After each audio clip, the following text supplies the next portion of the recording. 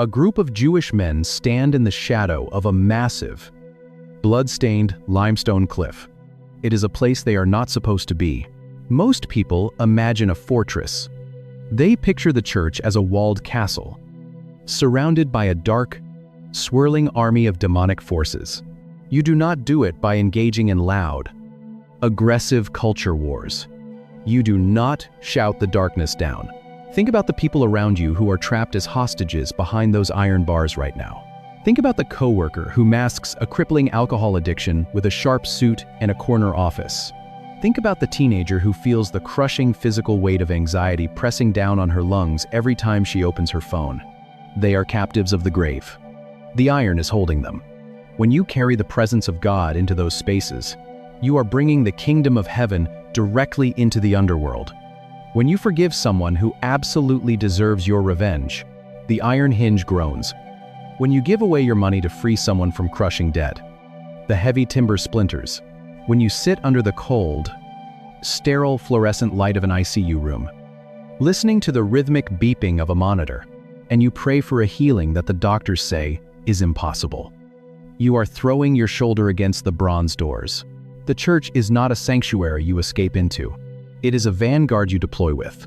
They imagine hell rushing forward, swinging battering rams, trying to break the walls down.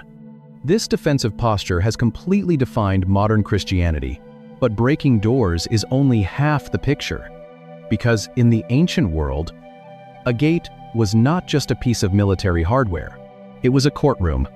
And what happened in the shadows of those gates changes exactly how we are supposed to swing the hammer. The sun beats down on the packed dirt of an ancient Judean city. Dust settles around the massive, sun-baked stone arches. Elders sit on stone benches in the cool, deep shade of the wall. A merchant slams a silver weight onto a metal scale. A widow weeps bitterly over a stolen field. A judge strikes a heavy wooden staff against the rock to declare a verdict. This is the city gate. In the ancient Near East, the perimeter of a city is the center of its power. The gate is the courtroom. The gate is the city hall. The gate is the stock exchange. You do not govern from a quiet, isolated palace hidden in the center of town. You govern at the dangerous edge. When Boaz redeems Ruth and buys back her future, he calls the witnesses to the gate. When King David mourns the death of his rebel son Absalom, he climbs into the chamber above the gate to weep. We build our communities defensively. We parent defensively. We assume the ultimate goal is just to survive the siege, to hold the fort. When the prophets deliver a devastating warning from Yahweh, they stand in the center of the gate. Legislation is written here. Contracts are sealed here. Verdicts are handed down here. Jesus knows this architecture. Peter knows this culture. When Jesus points to the cavern at Caesarea Philippi, he is layering the imagery, the pylai of Hades, the gates of the underworld. The gates of hell are not just a physical barricade. They are a dark courtroom. They are the place where the enemy legislates. They are issuing constant decrees of death over humanity. They rule that the addict will never break the cycle. They rule that the broken marriage will end in bitter ash. They rule that your shame is a permanent, public record.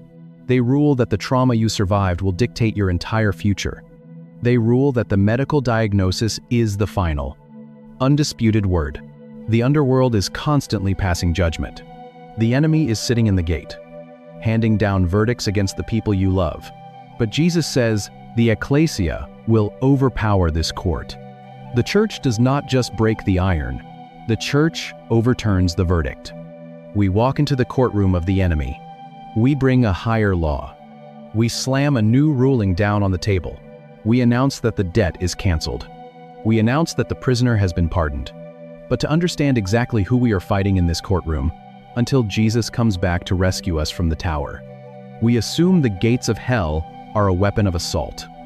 Advancing on our borders, we have to clear up a massive translation error. We assume we know what Jesus meant by hell. We hear the English word and our minds immediately jump to a very specific, terrifying image. We picture a lake of sulfur. We picture a place of eternal, burning torment. But the Greek word Matthew wrote in this specific verse has absolutely nothing to do with fire. Look closely at the ink on the page of the original Greek text. Translators of our modern English Bibles have taken two completely different ancient realities and forced them into a single English word, hell. When you hear that word, your mind instinctively builds a very specific environment. You picture Gehenna. Gehenna was a literal valley outside the stone walls of Jerusalem, a place with a dark history of child sacrifice that eventually became a smoldering, perpetually burning garbage dump. The air there always smelled of sulfur and rotting waste. The thick smoke stung the eyes. Jesus used it as a visceral, graphic metaphor for the final, eternal judgment of God. But Jesus did not use the word Gehenna in Matthew chapter 16. He used the word Hades. But if you look at the physical dirt they were standing on, and if you look at the architecture of the ancient world, Hades is the Greek translation of the ancient Hebrew word Sheol. It does not mean a lake of fire. It means the grave. It is the cold, silent, dusty dimension of death, where the ancient mind believed all human souls went to wait in the dark. It is the ultimate prison cell that swallows every human life without exception. The gates of hell are not a wall of flames. They are the heavy stone blocking a tomb.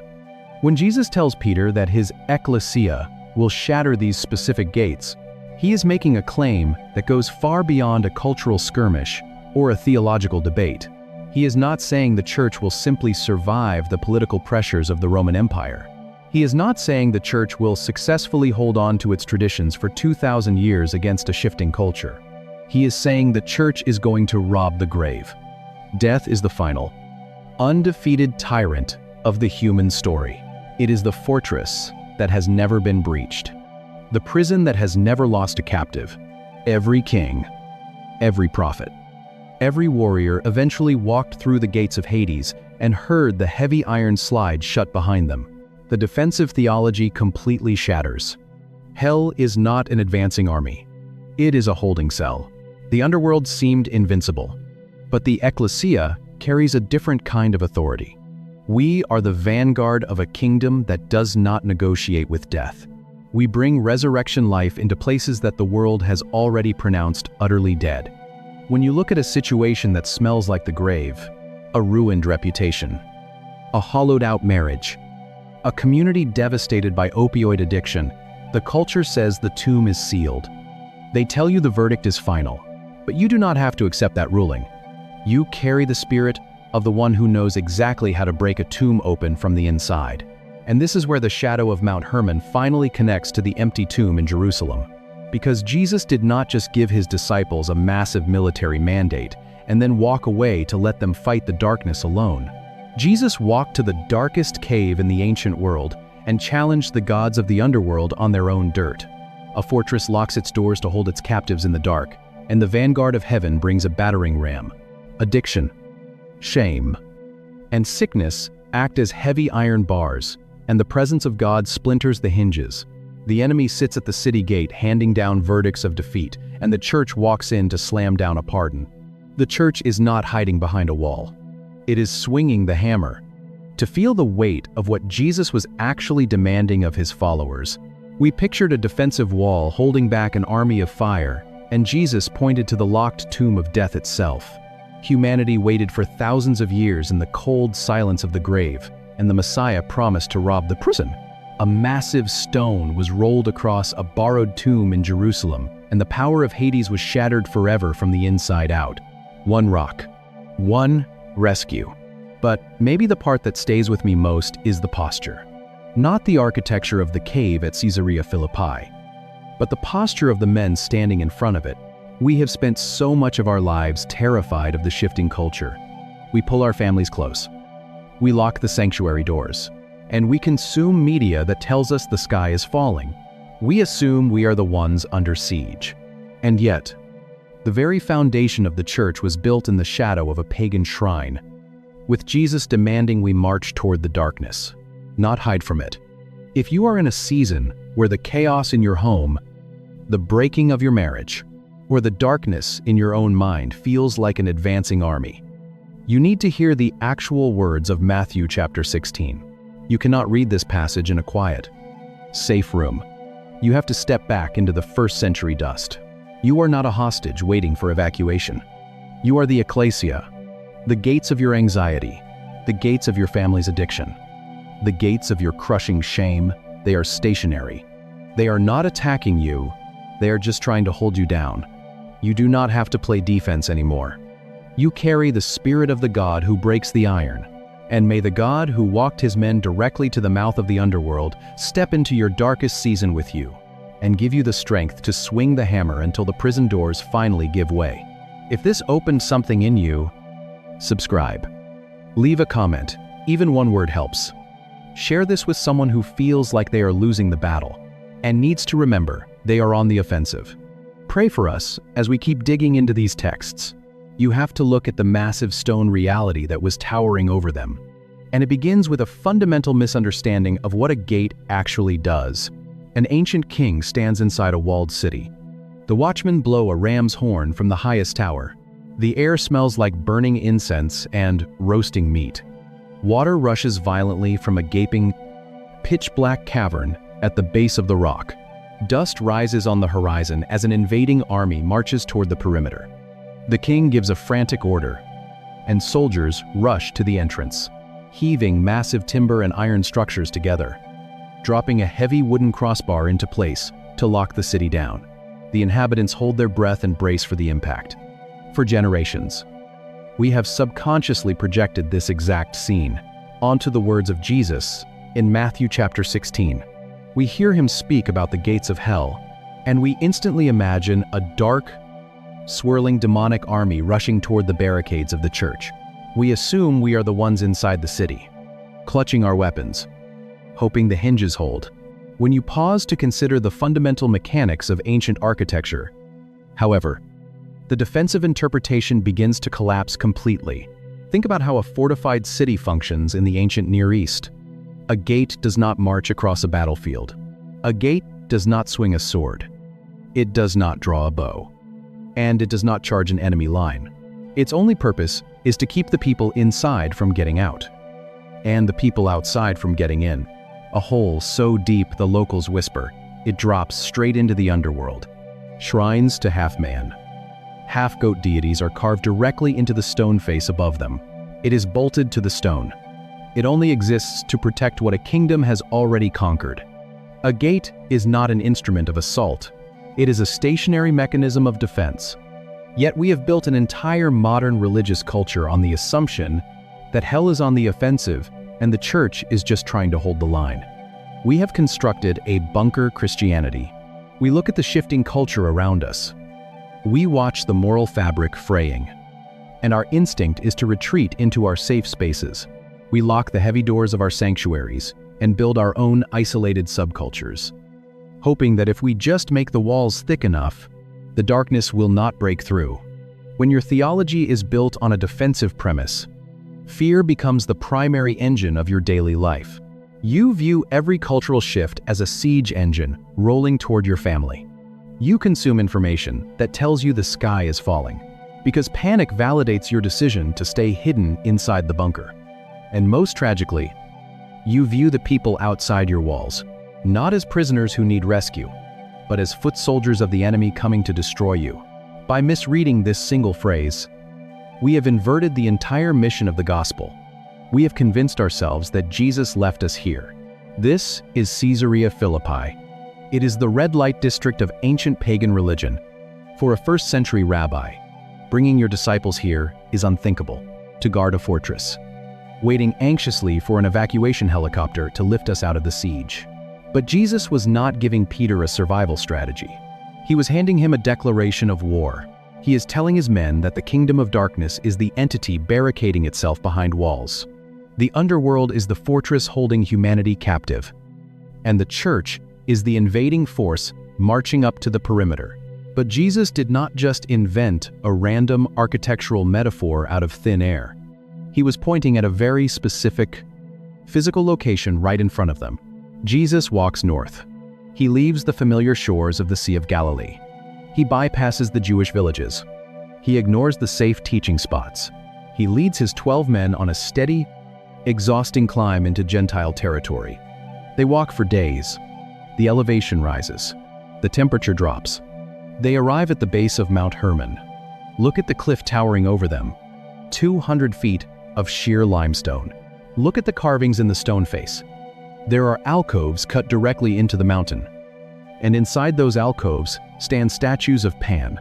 Pan is the half-goat god of wild nature, the god of terror, the god of panic. Look at the base of the rock. It is ritually unclean. It is spiritually radioactive. The water flowing out of the cave is literally tinged red from the sacrifices thrown into the depths. A massive, gaping cave opens up and descends violently into the earth. The water surges out of the blackness with a deafening roar. The cold mist coats their skin. The air reeks of burning meat and thick incense. This is not just a geographical landmark. To the ancient mind, the underworld is not an abstract, invisible dimension. It is a physical place beneath the dirt, and they believe this specific cave is the literal entrance. When locals bring their sacrifices, they do not just burn them on an altar. They throw the bodies of the animals directly into the bottomless water of the abyss. They wait by the rushing stream. They watch the current. If the water washes out red with blood, it means the gods in the deep have rejected the offering. In the common language of the surrounding culture, this cave has a formal title. It is called the Gates of the Underworld. It is the darkest, most oppressive environment in northern Israel. And Jesus stops walking. He does not shield their eyes. He does not preach a sermon about staying safe from the culture. He does not tell them to build a wall to keep the pagan influence out. He turns his back to the cave. He faces his disciples. "Who do you say that I am?" Peter speaks up. "You are the Christ." But Jesus does not avoid the darkness. He walks his men directly to the headquarters of the enemy, stops in front of a cave, and Jesus drops the hammer. "Upon this rock I will build my church, and the gates of hell shall not prevail against it." This changes the entire geometry of the scene. He is not making a vague spiritual metaphor. He is issuing a direct territorial challenge. He stands in the shadow of the enemy's headquarters. He points at the very entrance to their domain. He tells his men that these gates, these massive, terrifying structures holding humanity captive, are going to fail. The darkness is not coming for them. They are coming for the darkness. But to fully grasp how they are supposed to break those doors down, you have to look closely at the exact Greek word Matthew wrote on the page. Matthew chapter 16, verse 18. It is a verse so familiar that we have stopped hearing what it actually says. Jesus says, "The gates of hell shall not prevail against it." The word Matthew writes on the page for gates is the Greek pylai. The word he writes for hell is Hades. Pyle does not mean an army. It does not mean a weapon. It literally means the heavy, swinging double doors of a walled city or a prison. It is the iron hinge. It is the thick timber that the surrounding culture literally called the entrance to the underworld, and asks them who they think he is. Peter gets it right. It is the barricade designed to keep the people inside from getting out. And Hades is the realm of the dead. It is the grave. It is the ultimate holding cell of humanity. If realizing that the church was never meant to hide in a bunker is stirring up questions you've never considered, you're exactly who this channel is for. Drop a thought in the comments and hit subscribe. Because every week we go deeper into the text than you knew was possible. So the prison doors are locked. The kingdom of darkness is holding hostages. Sickness, addiction, shame, death. These are the captives trapped behind the pylai of Hades. They have been locked away since the garden. The heavy stone is sealed. The iron is cold. The gates are standing firm. But Jesus promises they will not prevail. The Greek word for prevail is katishuo. It means to overpower, to hold down, to withstand a hostile force. A gate only needs to withstand a force if something is violently slamming into it. The prophet Isaiah saw this exact moment centuries earlier. In Isaiah chapter 45, he writes that God will go before his people to shatter the doors of bronze and cut through the bars of iron. He saw the rescue mission. He heard the sound of metal snapping. He felt the cold bronze giving way. That root word changes everything about how you read the life of Jesus. When he points to the, "You are the Christ," and Jesus responds with a phrase that has echoed through cathedrals and church buildings for 2,000 years, cavern at Caesarea Philippi. He is not telling his disciples to brace for impact. He is telling them to charge the perimeter. The gates of hell are not an advancing army. They are the locked doors of a hostage situation. This is not a prophecy about holding the fort. This is a prison break. But if the gates are stationary, and the realm of the dead is locked down, what is the battering ram that is supposed to break them open? Jesus uses a word we translate as church, but the disciples did not hear a building with stained glass. Jesus says he will build his ecclesia. When you hear the English word church, your mind immediately builds a specific environment. You feel the polished oak of a pew beneath your hands. You smell old carpet and stale coffee in a fellowship hall. You picture a safe, quiet room where you hide from the chaotic culture outside for 2 hours on a Sunday morning. But ecclesia was not a religious word in the first century.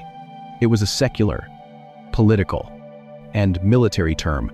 It was the assembly of citizens called out from their homes to govern a city, or the vanguard of an army, deployed to storm a territory and establish a new reality.